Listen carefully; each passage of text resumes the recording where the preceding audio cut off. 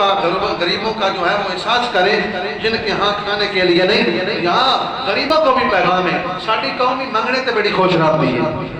کچھ کرنا نہ پوے ساری جاڑ حکومت آٹا دے تو لینڈ میں لاگ کے کھڑو کے انتظار کرنیاں دھکے کھانے منگتا پڑھنے کی سن بڑی شوق ہے. حتیٰ کہ ساڑھے ہاتھ بائیں سلامت رو اسی محنت مزدوری کرنے ہی نہیں چاہتے. کیونکہ کئی ایسے منگتے ویڈیو دے اندر ویک کے بائیں کے کھول جا چاڑ کے زہر کر رہے ہیں بس ساڑھی باں بڑی ہوگی اور شہران دے اندر بازاران دے اندر مانگ رہے ہیں. اور جدے جاؤ پاکستان دے مانگتے مشہور نوائے کام سوکھ ہے. اس واسطے خود اپنا کام کرو حلال دے دل کماؤ. اگر وہاں رب نے ہاتھ بائیں دیتے روزگار ہے اور جاٹا مانگ دے پہ نگو مطلب جٹا آگنے سان جڑے کنک بڑھنے آئے بندے لبدے کو نہیں پہ پھر جڑے ہاتھاں بائیں آئے ٹھیک نو ٹھیک ہے غریب نو کوئی ہاتھاں نال مزدوری کر کے بھی کھانے جس ٹائم لبدے ہی نہیں بہترین رزق ہے جڑا بندہ ہاتھ نال کما کے کھاوے.